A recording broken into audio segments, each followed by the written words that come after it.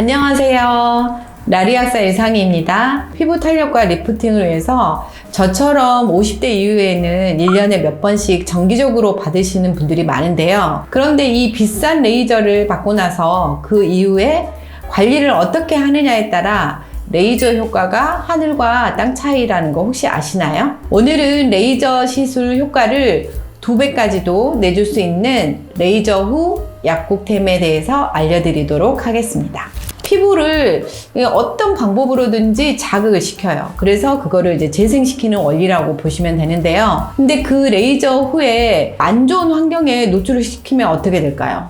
재생이 잘 안 되고 비싼 레이저를 받은 후에 그 값어치를 할 수 없게 되겠잖아요. 그래서 레이저 받은 다음에 후 관리가 그만큼 중요하다고 할 수 있습니다. 어떤 목적으로 레이저를 받았냐, 레이저 종류가 무엇이냐에 따라 후 관리가 달라질 수 있는데요. 지금부터 레이저 종류에 따른 후 관리법을 차례대로 자세히 설명해 드릴 테니 영상 끝까지 시청해 주세요. 첫 번째, 색소 레이저. 레이저를 조사해서 이 피부 안에 색소를 태우는 레이저인데요. 혹시 IPL이라고 들어보셨나요? 들어본 것 같아요. 네. 근데 이제 아까 제가 뭐라고 말씀드렸죠? 일단 피부를 태운다고 말씀드렸잖아요. 레이저를 하고 난 후에는 일단 쿨링과 진정 보습이 중요하게 됩니다. 여기에 이제 필요한 게 이 3가지입니다. 쿨링을 하는 방법을 설명드릴게요. 이게 지금 약국에서 사실 수 있는 식염수거든요. 쿨링, 마스크팩이나 이런 거를 사용하실 수도 있기는 한데, 이제 거기에는 첨가물이 같이 들어가 있으니까 저는 이 깨끗한 식염수를 이용해서 쿨링을 하고 있는데요. 이게 일회용 식염수거든요. 요거를 이렇게 오픈을 해서 이 화장솜을 적셔줘요. 충분히 적셔준 다음에 이렇게 부위가 넓으면은 여러 장을 이렇게 적셔 주셔도 되고요. 이렇게 해서 이 냉장고에 한 10분 정도 더 차갑게 놔둡니다. 식염수 팩을 이제 이게 얼굴이라 생각하고 이런 식으로 올려줍니다.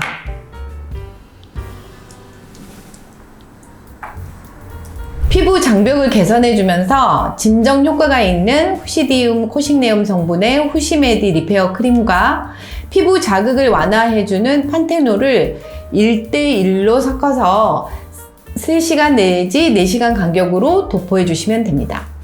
이 후시메디 리페어 크림은 의약품은 아니고요. 한미약품에서 만든 제약회사에서 나온 화장품인데요.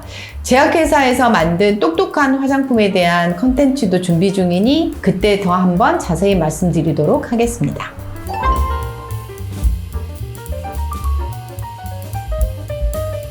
두 번째, 재생 레이저입니다.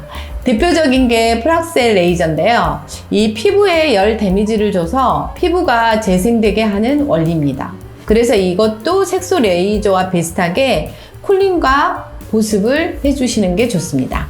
레이저 후에 쿨링과 보습을 며칠간 해줘야 될까요? 제가 최근에 이제 레이저의 원리를 알게 되고 레이저 후에도 더 건조해지는 느낌을 받을 수 있구나 이렇게 생각을 했거든요.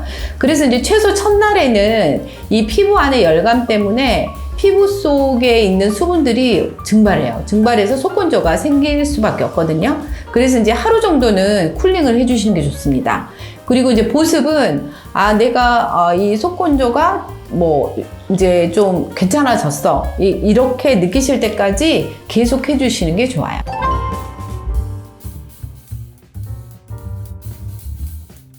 세 번째, 점이나 사마귀 제거 레이저 후에 관리하는 팁입니다. 점이나 사마귀를 제거한다는 건 그 피부를 파내는 원리라서 피부 안쪽이 드러나게 되죠. 그래서 안쪽 피부를 보호해주는 막이 필요합니다.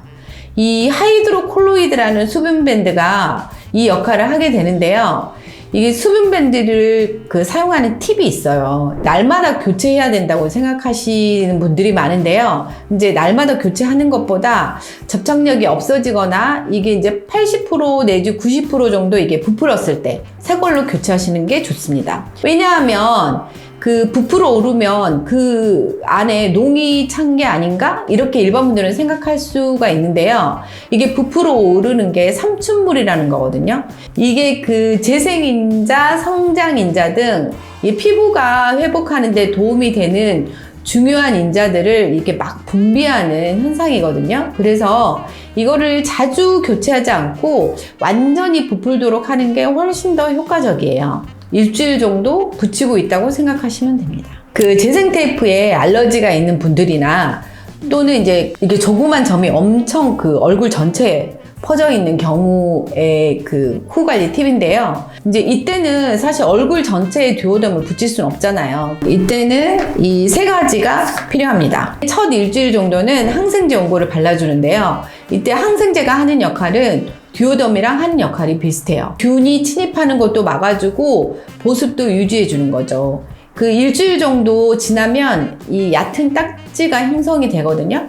그때는 그 아까 보여드린 스티모린이나 EGF 연고 같은 재생크림을 발라주면 흉터가 안 생기도록 도와주고 재생도 촉진하게 됩니다.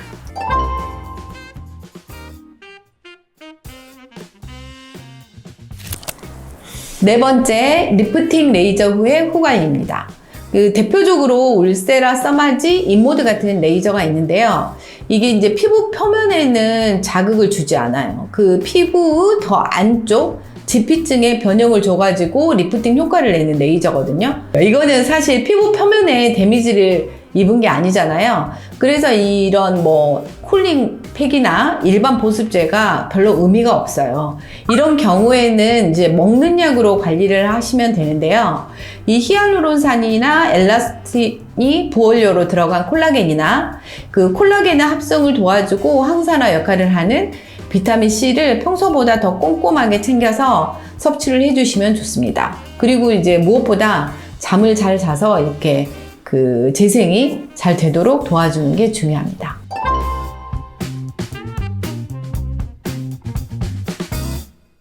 그 레이저 후에 화장은 언제부터 할 수 있을까요? 피부 표피에 데미지를 준 건지 아니면 피부 안에 데미지를 준 건지에 따라서 이것도 다른데요. 이게 피부 표면에 작용하는 재생 레이저 같은 경우는 피부 표면에 가피가 생기는 3일 정도 후에 화장을 하시는 게 좋고요. 점 빼는 레이저는 아까 제가 이제 재생 테이프를 붙인다고 말씀드렸잖아요. 재생 테이프를 붙인 상태에서는 화장이 가능합니다. 그리고 이제 색소나 리프팅 레이저는 그 피부 표면에 데미지가 생기지 않는다고 했죠. 그래서 그 다음 날부터 화장이 가능합니다. 레이저를 하고 나서 자외선 차단제를 바르면 더 자극될 것 같은데 자외선 차단제를 발라도 될까요? 레이저에 따라서 자외선 차단제를 발라야 되고 바를 필요가 없고 이런 게 좀 나뉘는데요. 이게 점 뺀 레이저 후에는 점 빼고 나서 붙이는 수분 밴드 중에 자외선 차단 효과가 있는 수분 밴드를 이용하시는 게 좋습니다. 아까 점 뺀 부위가 넓은 경우에는 수분 밴드를 붙이지 않고 첫 일주일은 항생제를 바르라고 하셨잖아요. 그 부위에 선크림을 바르고 나가도 될까요? 그 상처가 아물지 않은 상태에서는 선크림도 자극이 될 수가 있거든요. 그러니까 모자나 마스크를 이용해서 가리고 나가고 상처가 아문 후에 선크림을 바르시는 게 좋습니다. 이거는 프락셀 같은 재생 레이저일 때도 같은 방법으로 해주시면 됩니다. 정리해 보겠습니다. 레이저의 종류에 따른 후 관리템들에 대해서 설명을 드렸어요. 색소나 재생 레이저의 경우는 그 쿨링에는 식염수 팩을 하고 피부 진정에 좋은 후시메디 리페어 크림, 그 다음에 피부 보습에 좋은 판테놀을 1대1로 섞어서 도포해 주시면 되고요. 이게 점 빼는 레이저 후에는 자외선 차단 효과가 있는 수분 밴드로 일주일 정도 붙여주시는 게 좋습니다. 이 부위가 넓을 경우에는 어떻게 한다고 했죠? 얼굴 전체적으로 수분 밴드를 붙이실 수는 없잖아요. 그래서 일주일 정도는 항생제 연고, 그 이후에는 스티모린이나 EGF 같은 재생크림을 발라주시면 좋습니다. 그리고 이제 자외선 차단제는 상처가 다 아문 후에 발라주시는 게 좋고요. 그 전에는 마스크나 모자로 가리고 다니시기 바랍니다. 그리고 이제 리프팅 레이저 후에는 이제 먹는 관리가 중요하다고 말씀드렸죠. 그래서 먹는 피부약인 콜라겐과 비타민C를 평소보다 더 꼼꼼하게 섭취해 주시면 좋습니다. 그 레이저 계획이 있으시다면 이런 약국템들을 미리 준비해 보세요. 그럼 내 피부가 훨씬 가성비 있게 효과를 보실 수 있을 겁니다. 오늘 영상도 좋으셨다면 구독, 좋아요, 댓글 부탁드립니다. 감사합니다.